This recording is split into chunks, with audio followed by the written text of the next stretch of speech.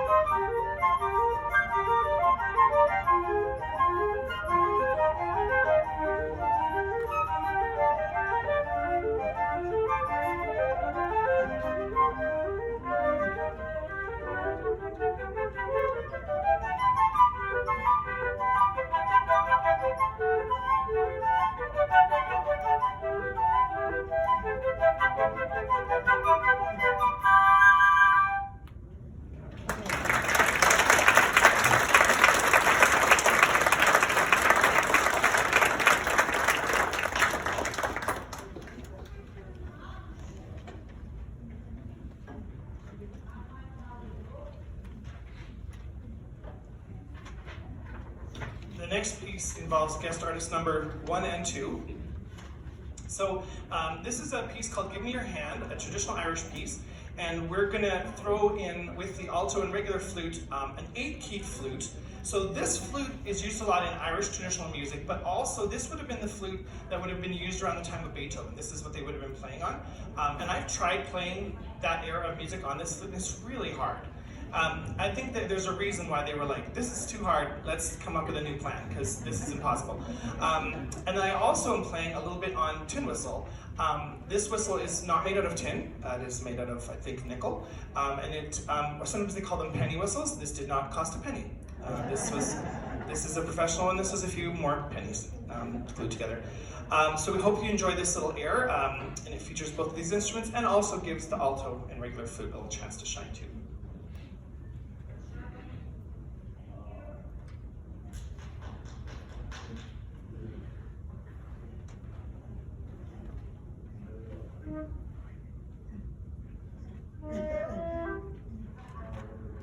Weather makes the keys stick open sometimes, so there we go.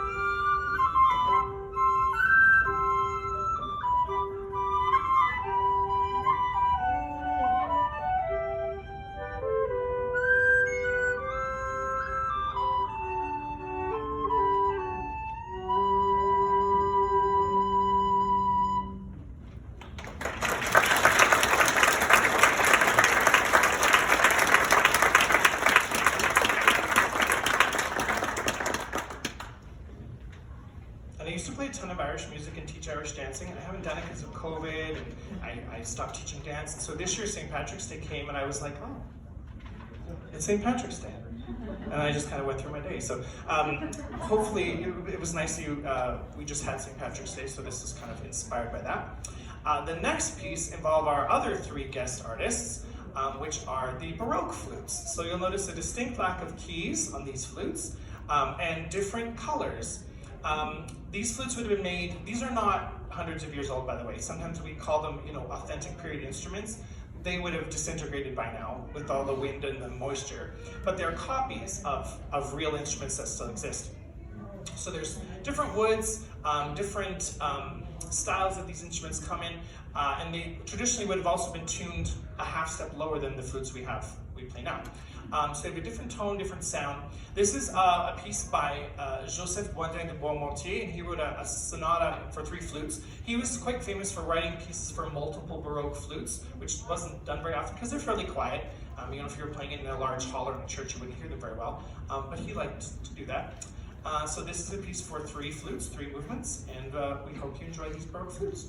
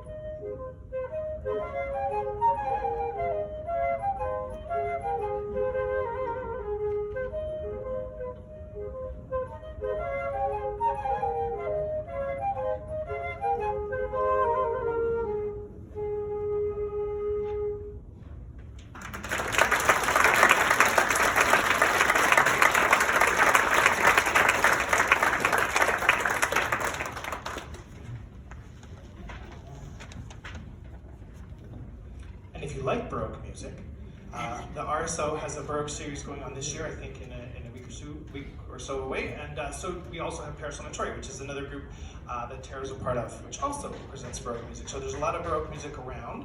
And John, if you want to hear more of that.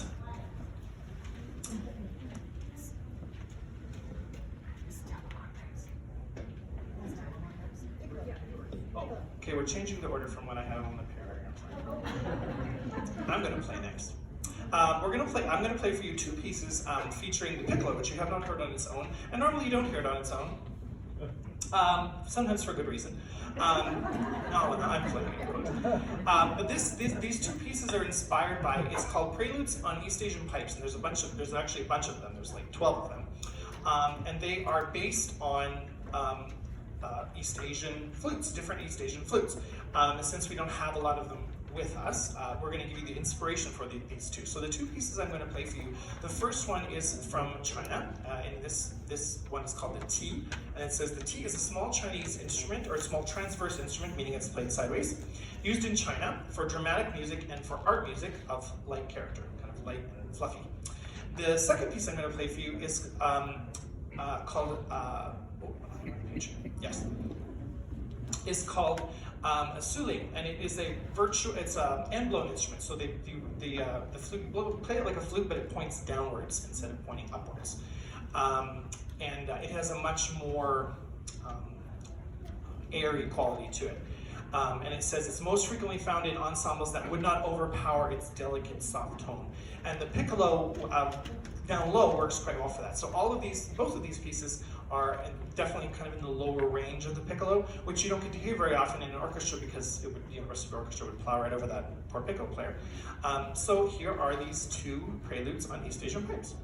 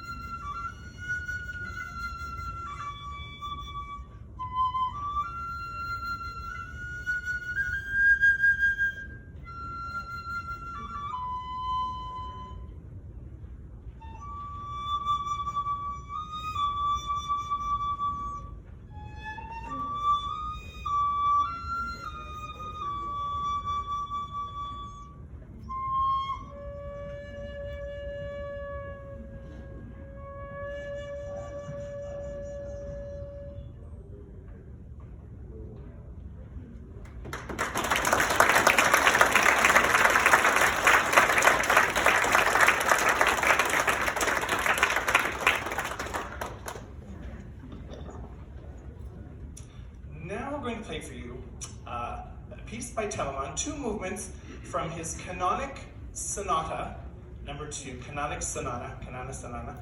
And the Canonic Sonata is a piece that he wrote. Telemann was very clever when he wrote a lot of his music. He was a really good salesman. He actually did sort of a mail order music business where you'd sign up, sort of like you'd sign up for like Columbia Records or whatever, they'd send you a CD every month. And he would send you a batch of music that you could play, different instrument combinations, but he would always leave a bit out. So then the next month you'd get the last piece of that and he'd send you some more. So you'd always, whatever the Baroque credit card is, you'd never get rid of him. And he liked to write really clever music, so he wrote music based on books of the time and stories that people would recognize. This piece he wrote, and it's a canon, so it's basically Marie-Véronique and I are playing the same music, exactly the same piece of paper. So for the first movement, I'm going to start, and then 6 beats later, Marie-Véronique is going to play the exact same thing that I'm playing behind me by 6 beats. We should end up at the end together, hopefully.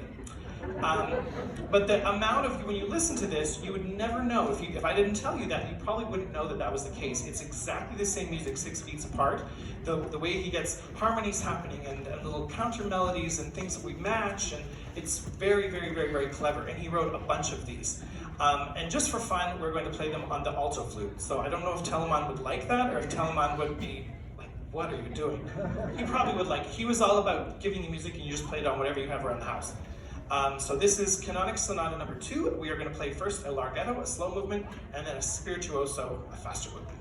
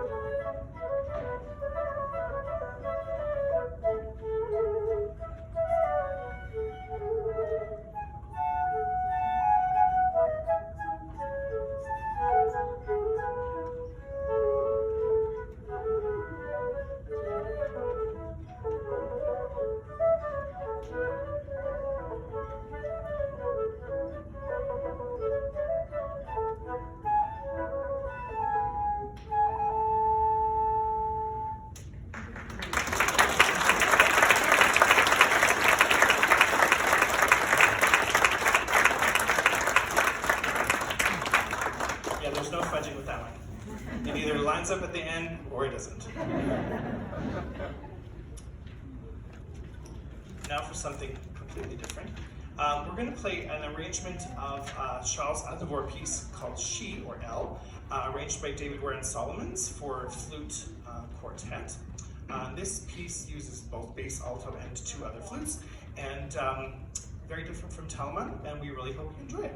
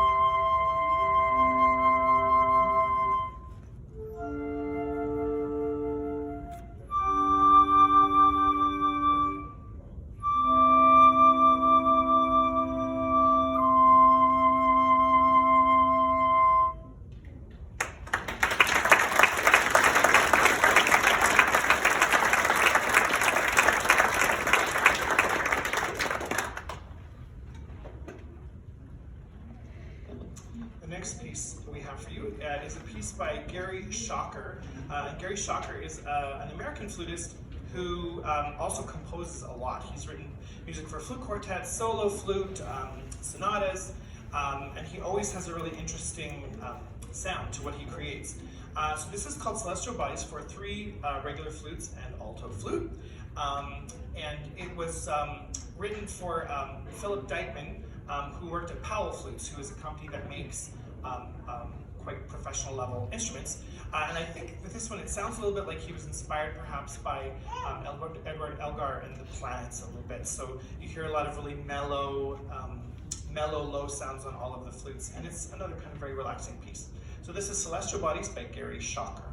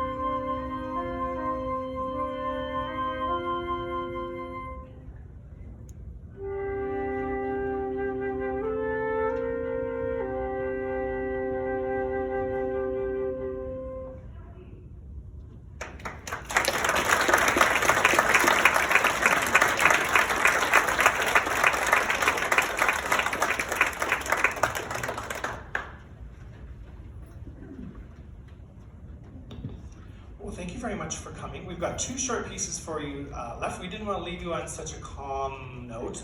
We thought that was we need something a little more sprightly on your way out the door. So we're going to play 2 rags for you by Scott Joplin. The first one is called The Easy Winners, and the second one is called The Harlem Rag. And these, I think, are written quite nicely for 4 flutes. It sort of sounds like a calliope or something. So if you close your eyes, you can imagine you're, on a river somewhere on a nice steamship, and it's warm, and the sun is shining. And we have sort of the sun, not so much the warm. And these are a lot of fun. So thank you very much for coming. My name is David Popoff. This is Semple, Nino Ding, Marie-Véronique Bourque. We're the Quarter-Tones Flute Ensemble, and hopefully we'll see you at another library concert in the future. I think this is like our 4th or 5th one. I found photos of us playing downstairs before. We're always excited when we get to do it and show some, bring some music to you folks. So this is The Easy Winners, followed by The Harlem Rag.